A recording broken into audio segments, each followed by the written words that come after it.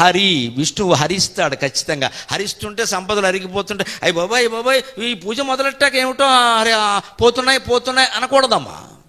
పోవడం మన కోసమే, అది పరీక్ష. పోయినా కానీ హరిని వదలద్దు, హరిస్మరణ మానద్దు. ఒక్కసారి కుచేరుడు అక్కడికి వెళ్ళి ముక్కిపోయిన అటుకులు పెడితే మూడు జన్మలకు సరిపడా ఐశ్వర్యం ఇచ్చేసాడండి. భగవంతుడు కరుణ గురించి వేరే చెప్పాలా? అంచేతన హరి ముందు హరిస్తాడు, తర్వాత ఇస్తాడు. అందుకే హరి తర్వాత వెంటనే శ్రీకృష్ణ ఆకర్షిస్తాడు. ఈ హరించడం ద్వారా ఏం చేస్తాడు అంటే తన వైపుకు ఆకర్షిస్తాడు. బాగా డబ్బులు ఉన్నవాళ్ళు పూజలు ఎక్కువ చేయరు, ఒకవేళ చేసినా ఆర్భాటం కోసం చేస్తారు. మా ఇంటికి 10 కార్లు వచ్చాయి, మేము మొన్న అమ్మవారు పూజ చేసాం, 36 ప్రసాదాలు ఉంటాం. 36 ప్రసాదాలే ఉంటాయమ్మా, అమ్మవారు ఉండదు.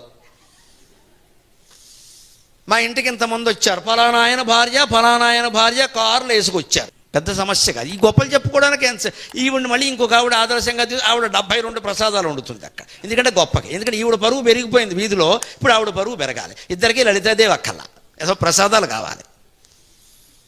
ఈ ద్వారం నుంచి బయటపడాలి. అందుకే భగవంతుడు ఏం చేస్తాడు, ధనవంతులను ఆకర్షిస్తే ఉపయోగన వాళ్ళు రారు, వచ్చిన కోరికలతో వస్తారు, జబ్బులతో వస్తారు. పేదవాడు దారిద్ర్యం రాగానే వాడికి నాయనా దేవుడా నువ్వే దిక్కురా చచ్చిపోతున్నావురా, తినడానికి తిండి లేదురా అని వెంటనే ఆకర్షింపబడతాడు. హరి కృష్ణ హరిస్తాడు ముందు. అలాగే కృష్ణ కర్షయేతి ఇది కృష్ణ ఆకర్షిస్తాడు. ఆ ఆకర్షణ ఎందుకు, జ్ఞానం కలిగించడానికి. నేను తప్ప ఇవన్నీ మిగలవని నీకు తెలియదా, ఎంతకాలం ఎందుకింత అజ్ఞానంలో ఉన్నావు అని వెంటనే ఐశ్వర్యం ఇస్తాడు. కుచేరుడికి ఇవ్వాలా? అదే శివుడైతే ఏం చేస్తాడు, ఆయన కూడా ఏమో అనుమానించకండి, ముందు ఇస్తాడు, ఇచ్చి పరీక్ష చేస్తాడు. ఎంత ఐశ్వర్యం ఉన్నా సరే మదమెక్కి ప్రవర్తించకూడదు. కాశీఖండంలో గుణనిధికి కుబేరత్వం ఇచ్చాడు శివుడు.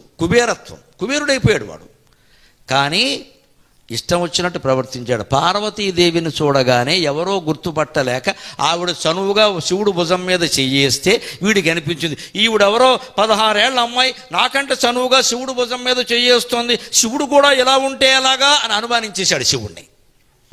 ఈ పెద్ద మనిషికి పార్వతీదేవిని గుర్తుపట్టే అవకాశం రాలే. ఎందుకంటే ఈ పెద్ద మనిషి ఏమనుకున్నాడు, ఇక్కడ ఫోటోల్లో చూస్తూ ఉంటారు కదా, లలితాదేవి అంటే ఏదో పట్టుచీర కట్టుకుని ఇలాగ శ్రీమాత శ్రీ మహారాజ్ని, ఆవిడ 70 ఏళ్ళు ఆవిడ అనుకున్నాడు ఈయన. కానీ దేవతలు ఎప్పుడూ 30 ఏళ్ల లోపు వయసుతోనే ఉంటారు. త్రిదశాహ అంటారు వాళ్ళు, 30 ఏళ్ళు దాటి ఉండరు. అందుకని అమ్మవారు ఎప్పుడు ఆవిడ బాలికలాగే ఉంటుంది, 16 ఏళ్ల అమ్మాయిలాగే ఉంటుంది. వీడికి తెలిసి చస్తేగా రహస్యం. వీడు ఏమనుకున్నాడు, అసూయపడ్డాడు. నాకంటే గొప్ప భక్తురాలా ఏమిటి, శివుడు భుజం ఇచ్చి చేసేసింది అని అదొక రకంగా కన్ను కిటుగురించి విచిత్రంగా చూశాడు అసూయగా. వెంటనే పార్వతీదేవి గొళ్ళమన్న వీడెవడో ఈ పనికిమాలిన గ్యాంగ్ అంతటి కైలాసాన్ని విరుత్తాను మొగుడు కట్టేసింది రేవి ఆవిడ. నువ్వు ఎన్ని వరాలు ఇచ్చినా సరే వాడు కుబేరుడైనా సరే గుడ్డికనతో ఏడవలసిందే అని చెప్పించింది. ఎప్పటికీ కుబేరుడు పరిస్థితి అంతే. మరి అంత డబ్బు ఉన్నవాడు కంటి ఆపరేషన్ చేయించుకోవచ్చు కదని ఎవరొద్దో కర్మ అంటారు దీన్ని. అంచేత శివుడు ఇస్తాడు, పరీక్షిస్తాడు, ఐశ్వర్యం ఇచ్చి పరీక్షిస్తాడు. నీ బుద్ధి సరిగ్గా ఉందా లేదా, లేకపోతే లాగేస్తాడు. ఉందనుకో, ఇంత ఐశ్వర్యం ఉన్నా గర్వం లేకుండా హాయిగా ఉన్నాడు, వీడికి సమస్త సంపదలు ఇవ్వచ్చు అని ఆ సంపదలను శివుడే కాపాడతాడు. ఇద్దరూ గొప్పవాళ్ళే. ఈయన ఇచ్చి పరీక్షిస్తాడు, ఆయన లాగేసి పరీక్షిస్తాడు.